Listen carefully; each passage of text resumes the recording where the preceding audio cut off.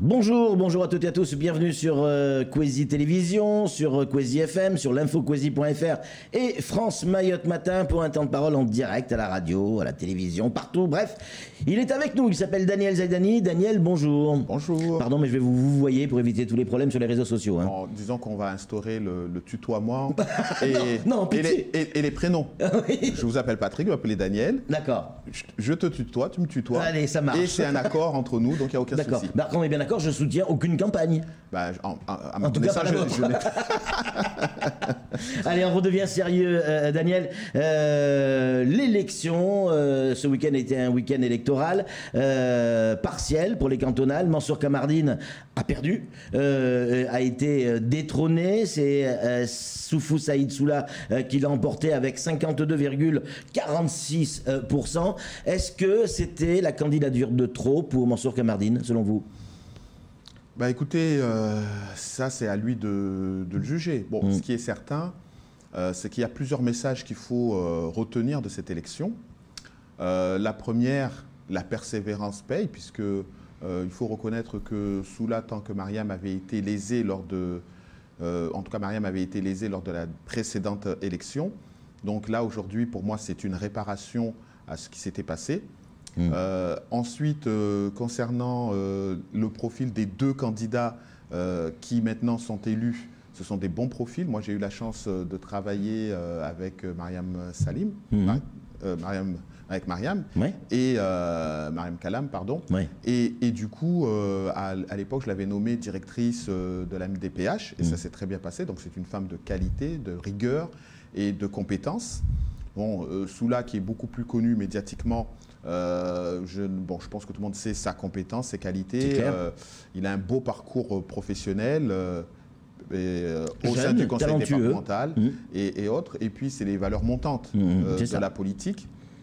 Donc, en soi, ce sont des atouts que nous aurons au niveau du conseil départemental. Ensuite, c'est vrai que concernant la défaite de Mansour Kamardine et de sa binôme, je pense que finalement, Tahamida a payé le prix de la candidature de Mansour, ouais. Dans la mesure où je pense que ça s'est très répandu durant cette campagne, qu'on avait besoin de lui. Ouais. Aux législatives, on a ouais. besoin de lui sur son mandat de député qui est en cours. Les attentes sont fortes. On le voit par exemple aujourd'hui avec l'élection d'Estelle Youssoufa, qu'il y a une très forte mobilisation de son côté, et je crois que ça doit être pareil pour tous les parlementaires. Donc aujourd'hui, ce n'est pas la fin d'une époque pour Mansour, mais ce sera surtout plutôt une mobilisation plus forte dans la compétence qui lui est dévolue maintenant, celle de député. Qu'est-ce que ça va changer au conseil départemental? Vous êtes, vous, dans l'opposition, conseiller départemental. Qu'est-ce que ça va changer dans l'organisation? Parce que Bio, il a... Benissa. Il a une... Oui, il faut que je fasse gaffe. Benissa, il a... que je tutoie aussi de temps en temps. Hein. Il a une majorité très confortable, 17 si je ne dis pas de bêtises. L'arrivée de Soufou, ça ne va pas changer non plus énormément de choses. Alors, comme vous le savez, bon, si on regarde, bon, effectivement, son élection au président Benissa, oui. C'était une élection qu'il avait gagnée d'un binôme. Oui. Donc, néanmoins, quelques jours après, lorsqu'on a fait les délimitations de la majorité, on s'est rendu compte qu'il est passé de 14 à 17. Oui. Aujourd'hui, si on réduit... Et il y a encore du monde qui tape à la porte, apparemment. Ah ben ça, c'est à voir. Ouais. Mais ce qui est certain, par contre, il devra convoquer les conseillers départementaux dans un délai de 12 jours et organiser donc, sur un délai de 12 jours, et organiser une nouvelle séance plénière dans laquelle on devra redessiner, ou en tout cas redéfinir les vice-présidents. Puisque pour la petite histoire, je rappelle que en 2021, le 1er juillet 2021, les 7 vice-présidents ont été élus sur une liste. Et aujourd'hui, cette liste, parce que Tahamida n'est plus conseillère départementale, eh ben, il va falloir redélibérer pour remplacer Tahamida et donc pour reconfirmer éventuellement les autres conseillers départementaux. Mais les conséquences, c'est quoi? C'est la commission permanente? Non, mais disons que la conséquence première, c'est qu'on devra passer par les urnes pour définir les vice-présidents prochains. Ouais. Voilà. Bon, on peut rester sur le même majorité. Rester sur le même schéma, avec les mêmes personnes, mais la question c'est, elle va être remplacée par qui, Tamida? Parce qu'il n'y a pas non plus d'obligation de remplacer par une femme. Ouais. La bonne séance a voulu qu'on fasse une alternance homme-femme, etc. Donc il n'y a pas d'obligation de remplacer Tamida par une femme. Mais il peut remplacer par un homme. Mais maintenant, la question, ce sera qui? C'est là où se trouve la question. Mais je pense qu'effectivement, comme vous l'avez dit, des postulantes, il y en a. Des postulants, il y en a également. Voilà. Est-ce que c'est le retour du MDM? Moi, je ne peux que me réjouir de la victoire de Soula, Saïd Soufou et de sa binôme. Mais je crois surtout qu'au-delà d'une victoire de parti, c'est d'abord des messages qui ont été donnés dans cette élection, dans la mesure où moi j'avais le préjugé de me dire que les électeurs, que ce soit à Sada, Chirangui ou ailleurs, ne pourront que voter pour ceux qui iront directement avec certitude dans la majorité. Et ça montre aussi quelque part, parce que souvent on dit oui, les gens, la population ne savent pas ce qu'ils veulent, etc. Mais je crois que vraiment ce vote est riche en enseignements, puisqu'ils ont désigné... Il n'y a que 300 voix d'écart, 307 voix d'écart. Non, mais c'est déjà un score très important. Ouais. Ils ont désigné des personnes compétentes pour donner un nouveau souffle à l'orientation qu'il y a au Conseil général. Parce qu'on ne peut pas non plus faire comme si l'exécutif ne s'était pas impliqué. Le président, sa majorité, était dans toutes les meetings, dans toute la campagne, et ça a été martelé à plusieurs reprises que voter pour MK et Tamida, c'est avoir la garantie d'avoir des conseillers dans la majorité.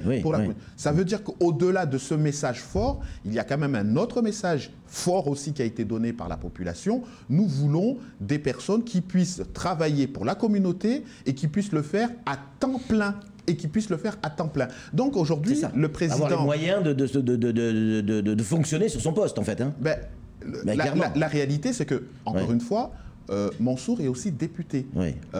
Si on doit compter le nombre de temps qu'il passe à l'extérieur, on voit bien qu'il ne peut pas, malgré toute la bonne volonté qu'il puisse avoir, il ne peut pas se mobiliser. Oui, mais il a aussi des compétences personnelles. La binôme a aussi ses propres compétences. Et puis, on a passé 15 mois ensemble. On a vu comment il était présent dans l'hémicycle. Donc c'est pour ça que je pense qu'au-delà, il faut que le président Ben Issa Ousseni tire aussi un enseignement du message qui a été donné par la population de Chirangui Sada, à savoir, nous avons besoin de conseillers qui puissent se mobiliser pleinement sur les missions du conseil départemental, tout en sachant qu'il y a beaucoup de problématiques. Donc la vraie question auquel est confronté aujourd'hui le président avec sa majorité, est-ce qu'on peut faire un bras d'honneur à la population en disant que parce qu'ils ne sont pas de mon camp politique, je vais m'abstenir de faire appel à leurs compétences. Et c'est ça tout le message que Ben Issa doit aujourd'hui se poser. Est-ce que je peux me passer de cela? S'il peut se passer, comme aujourd'hui, il peut se passer aussi de notre savoir-faire. Mais encore une fois, il s'en passe dans quel objectif? Parce que l'objectif, encore une fois, c'est de faire avancer Mayotte, c'est de faire avancer les dossiers de Mayotte. Aujourd'hui, est-ce que ce vote de Soula et de Mariam n'est pas non plus un message qui doit être pris en considération par l'exécutif? Est-ce que ce n'est pas une lecture, pardon Daniel, hein, mais on se parle franchement, est-ce que ce n'est pas une lecture au premier degré que vous faites? Qui, à Mayotte, peut dire que cette élection n'a pas ou n'aura pas une incidence sur les sénatoriales? Qui peut dire sur cette île qu'il n'y a pas eu des tractations qui se sont faites au vu des sénatoriales? Peut-être même au niveau des municipales. Il n'y a pas que l'enjeu, vous parliez d'un bras d'honneur qui aurait pu être fait à la population, mais est-ce que ces tractations qui sont derrière, ce n'est pas aussi une nouvelle forme de bras d'honneur? Moi, c'est vous qui parlez de tractation. Moi, je constate quand même que la victoire, elle est franche. 300 voix sur un territoire comme celui-ci, c'est beaucoup. Et donc, pour ma part, encore une fois, la population a parlé. Maintenant, est-ce qu'on va écouter la population? C'est ça la vraie question. Est-ce que la population va être écoutée? Après, on peut faire la tambouille politicienne si l'on veut. Mais encore une fois, il y a des attentes. Encore ce matin, pas plus tard que ce matin, les bus ont été caillassés. Oui, on en a parlé. Les bus ont été caillassés. Ça fait 1 an qu'au sein du conseil départemental, on parle de ces caillassages. On a dit il y a 1 an, parce que j'ai participé à cette réunion dans laquelle on avait proposé de plastifier les bus pour éviter que les bris de glace blessent les élèves. 1 an après, est-ce que ça a été fait? Il avait été proposé, il y a 1 an déjà, que nous allions faire en sorte de mettre plus de sécurité en faisant appel à des forces, que ce soit une brigade de sécurité départementale, routière, ou en faisant appel à des personnes spécialisées dans la sécurité. 1 an plus tard, ce n'est toujours pas fait. Donc, les attentes de la population sont fortes. Il faut que le Conseil général aille plus vite, aille plus loin. Et pour cela, il faut mobiliser plus de conseillers. Donc, encore une fois, on peut continuer, le président peut continuer sur le rythme dans lequel il est, sans faire appel éventuellement aux élus de l'opposition, que je suis moi, et éventuellement les nouveaux élus qui arrivent, parce que ce ne sont pas ceux qui étaient attendus par l'exécutif, et ça c'était le message très clair qui a été dit pendant cette campagne. Donc, mais encore une fois... Je ne comprends pas bien. Vous demandez au président de mettre en place une cohabitation en quelque sorte? L'opposition à l'intérieur de la majorité. C'est pas l'opposition à l'intérieur de la majorité. Je dis que Mayotte est confrontée à des problèmes. Oui. Quand on parle des problèmes de la sécurité, lorsqu'on parle des problèmes de l'immigration, lorsqu'on parle des problèmes routiers, si les élus de l'exécutif sont mobilisés sur des dossiers, ils sont connus, ils sont mobilisés sur des dossiers, mais que d'autres ne vont pas assez vite, ne vont pas assez loin, peut-on se permettre de se passer d'autres élus qui sont en jachère actuellement? Vous savez, il y a un sujet qui revient systématiquement et qui est porté par tous les exécutifs du conseil départemental, c'est le nombre de conseillers départementaux. Dans la loi Mayotte, qui a été rejetée à l'unanimité par les élus, il a été dit très clairement que si on doit augmenter les effectifs des conseillers parce qu'ils ne sont pas assez nombreux. Pensez-vous qu'on est crédible de dire d'un côté que 26 conseillers départementaux, ce n'est pas assez, il faudrait doubler, passer à 50, voire 51, ok? Et dans le même temps, j'ai une majorité de 17, mais je ne veux pas faire appel au 18e, au 19e, au 20e, parce qu'il n'est pas de mon camp. Où est la crédibilité? Aujourd'hui, on sait qu'il n'y a pas... C'est ça la politique aussi. C'est cela, mais... La conséquence, c'est quoi? C'est que les dossiers ne vont pas jusqu'au bout. Justement. Les dossiers ne vont pas jusqu'au bout. Donc la population empathie de ces choix politiques qui pénalisent le bon fonctionnement du conseil départemental. Daniel, parlons-en de ces dossiers. Mansour Kamardine avait, en tant que conseiller départemental, une compétence portuaire. Oui. Donc, et Dieu sait que le port de Longoni à Mayotte, c'est pas rien. C'est le poumon économique de l'île. Qui vous voyez pour le remplacer à ce poste? Parce que Dieu sait que c'est un poste important. Ben moi, je vois plusieurs personnes. Bon, oui. Déjà, en premier lieu, j'aurais tendance à dire les conseillers départementaux où l'infrastructure se trouve. Ah oui, en premier lieu. En premier lieu. En deuxième lieu, on pourrait également penser aux élus chargés de l'aménagement. Parce que c'est aussi une compétence qui leur revient. Moi, je ne suis pas là en train de dire qu'il faut forcément nous donner à nous. La question n'est pas là. La question, c'est que remplacer, ce n'est pas un souci. Mais je dis simplement qu'un élu qui a déjà plusieurs compétences différentes et qui n'arrive pas à aller jusqu'au bout de ses dossiers, peut-on continuer à les surcharger alors qu'on sait qu'il y en a d'autres qui pourraient plus facilement se mobiliser? C'est ces questions-là que doit se poser aujourd'hui le président Ben Issa. Et il n'y a que lui qui peut répondre à ces questions. Donc moi, encore une fois, je dis que je rappelle quand même aux conseillers départementaux qu'il y a eu un président qui s'appelait Souabadine Ibrahim, qui a fait 6 ans, qui a décidé de ne pas forcément partager, et au final, ils ont tous été sortis du conseil départemental. Là, le président Ben Issa, après 15 mois de mandat, a été confronté à une élection. Ils viennent de la perdre, durement. Ils doivent se poser des questions.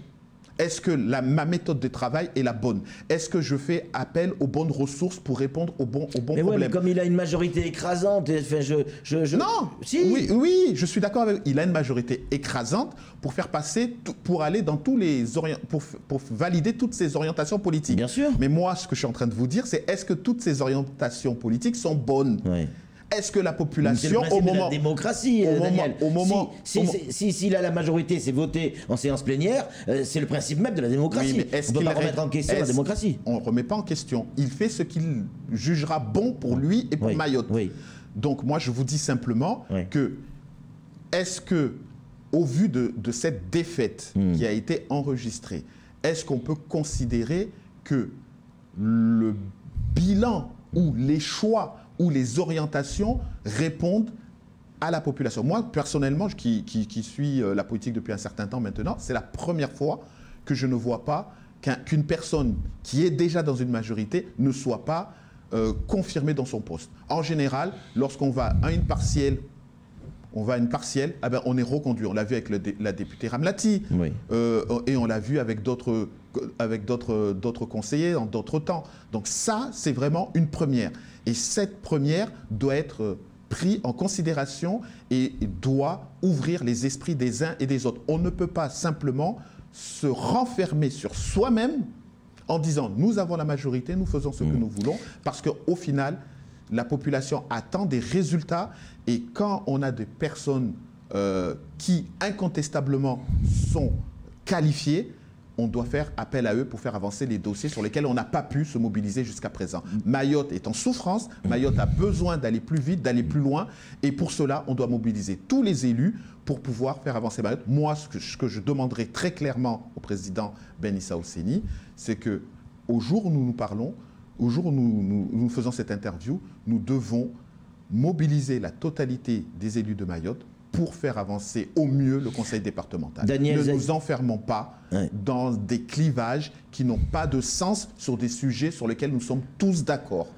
Daniel Zaidani, il nous reste une poignée de secondes. J'aimerais m'intéresser à vous. On vous a vu, on l'a commenté, ça a été commenté à la tribune du Rassemblement national, à Paris, à faire des discours. Est-ce qu'aujourd'hui, au sein de l'hémicycle du conseil départemental, il y a un élu du conseil départemental qui est encarté RN? Vous, oui ou non? Alors, je pense que les choses sont simples. J'ai été élu sous l'étiquette du MDM. D'accord. Vous le savez qu'au sein de notre parti politique, nous avons notre étiquette au niveau local, mais incontestablement, je crois que le changement en France et à Mayotte n'interviendra véritablement qu'avec Marine Le Pen. Aujourd'hui, c'est la seule candidate qui a pris la dimension des problèmes qu'il y a sur le territoire de Mayotte.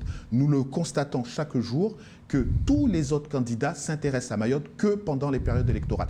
Marine Le Pen est la seule élue qui intervient régulièrement sur nos problèmes. Elle n'attend pas un vote pour poser les problématiques. Si nous voulons qu'il y ait un changement, un électrochoc au niveau du gouvernement, ça ne viendra pas par nos mots ou par l'exécutif actuel, ça interviendra par une personne... Ça vous choque quand on dit que Daniel Zaidani est du Rassemblement national, ou vous le revendiquez? Moi, je défends Marine et je ne m'en cache pas. Je pense que l'élection présidentielle, elle a été claire. Moi, je soutiens la personne qui, à mon sens, est la seule qui a compris les problèmes de Mayotte. Vous avez vu, Darmanin est venu dernièrement à Mayotte, il y a bientôt un mois, et les réponses n'étaient pas à la hauteur des attentes.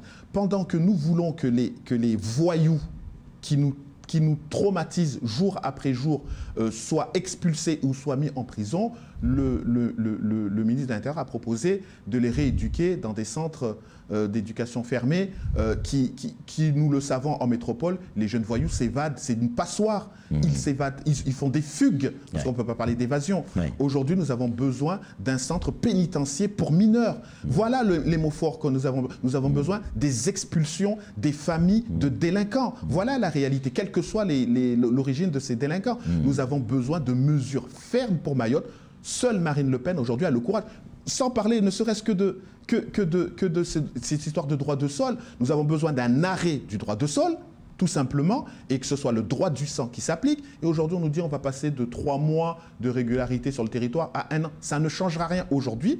On reconnaît, à travers les chiffres qui ont été publiés il y a maintenant 10 jours, qu'effectivement, les 3 mois pour la naissance, ne sont pas satisfaisants. Et ça le sera pareil pour un an. Il faut arrêter ce droit du sol. Seule Marine a un discours ferme, fort, et c'est ce que nous avons besoin. Et c'est ça que je défends avant tout. Et j'espère que les élus qui avaient soutenu Macron, et même les syndicalistes, parce que je vous rappelle que même les syndicalistes avaient soutenu Macron, certains, ils sont tous aujourd'hui déçus, que ce soit les syndicalistes, que ce soit les élus qui disent que finalement on ne va pas assez loin. Donc tout le monde reconnaissant l'avouer que seule la voix de Marine est claire. Daniel Le Pen, pardon. Excusez-moi. Bien sûr, mais bien sûr. Marine Zaïdani, pardon. On peut avoir un peu d'humour, Daniel. Un peu d'humour. Il n'y a aucun problème. Moi, j'assume mes positions et je me défausse, je ne me cache pas. Non, mais voilà. Et vous avez bien raison d'assumer vos positions. En tout cas, mille merci, Daniel, d'être venu sur ce plateau et encore une fois d'avoir répondu clairement et en toute franchise à nos questions. À très bientôt sur les ondes de Kwesi. C'est tout pour ce temps de parole. Tout de suite, la suite de nos programmes.